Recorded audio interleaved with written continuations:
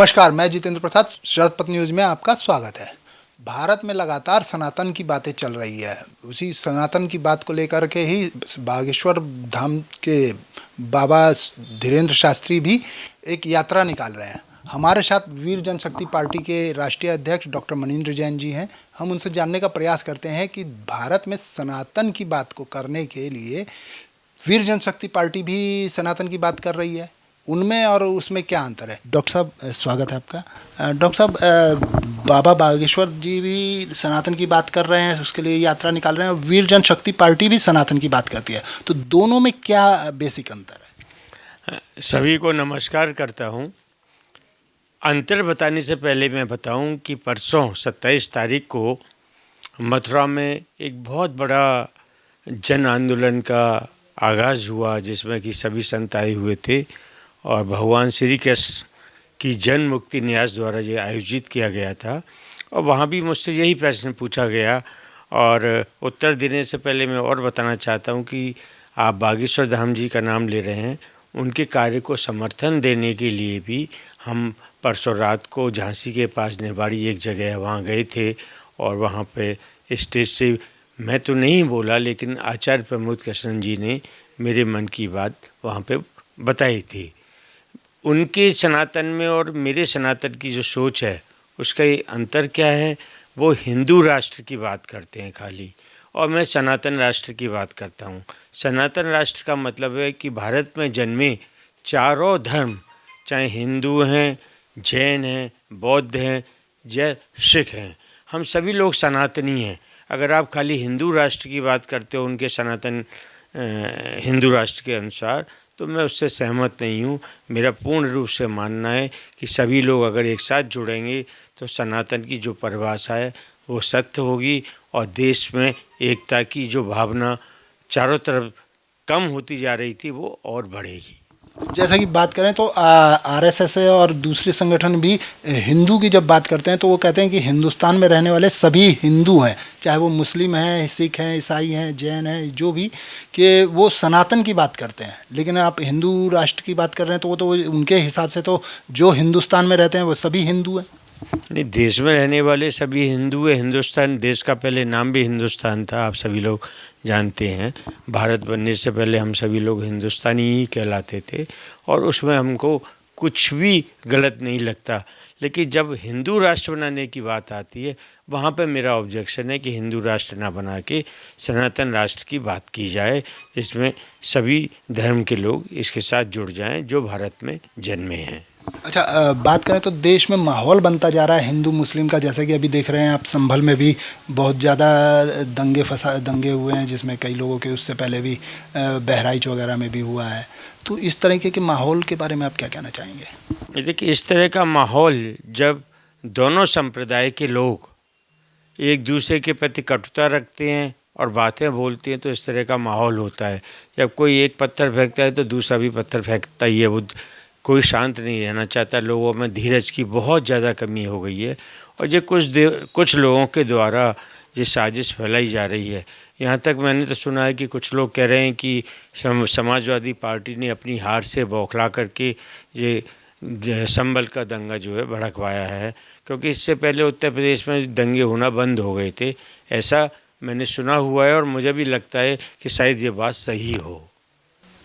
बात करें तो इस समय देश में लग रहा है कि बीजेपी की हवा चल रही है, जैसे कि हरियाणा जीती, फिर उसके बाद में महाराष्ट्र जीती, तो उसमें वीर जनशक्ति पार्टी किस तरीके से भाजपा के लहर के सामना करेगा?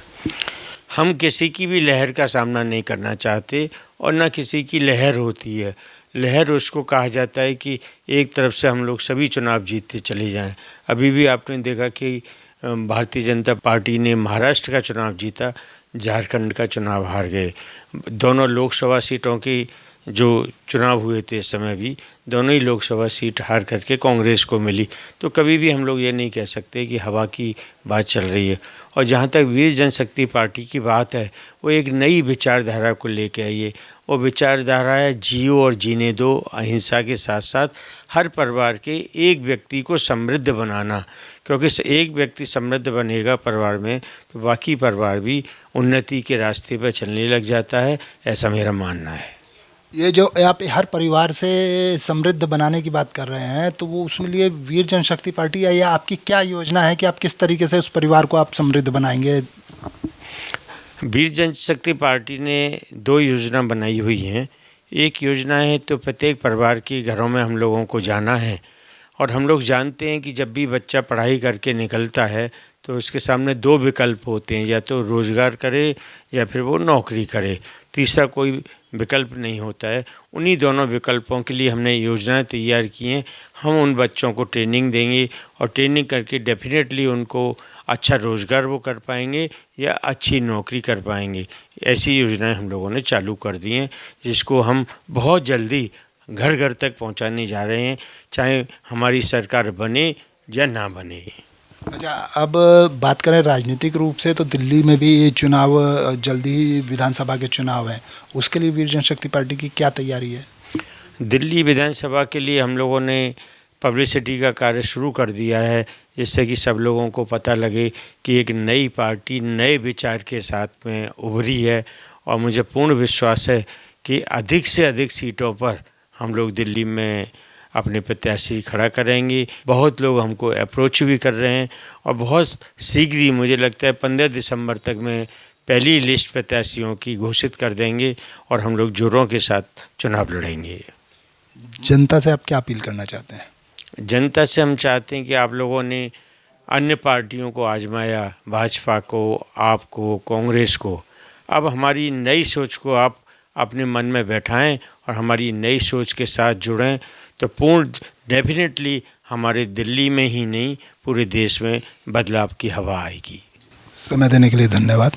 मुझे बहुत ही प्रसन्नता है कि वीर जनशक्ति पार्टी जो देश भर में आगे बढ़ती चली जा रही है, अपनी प्रेजेंस दर्ज करा रही है सब जगह पर, उसी कड़ी में आज मेरे छोटे भाई की तरह राजेंद्र जैन जी, जो मूर्धन्य पत्रकार हैं, मध्य प्रदेश से मेरे साथ जुड़े हैं, और उनको आज हम लोग सभी सर्वसहमति से अपना प्रवक्ता बना रहे हैं। मैं उनका हार्दिक स्वागत करता हूं, तथा अपनी पार्टी के पटके से और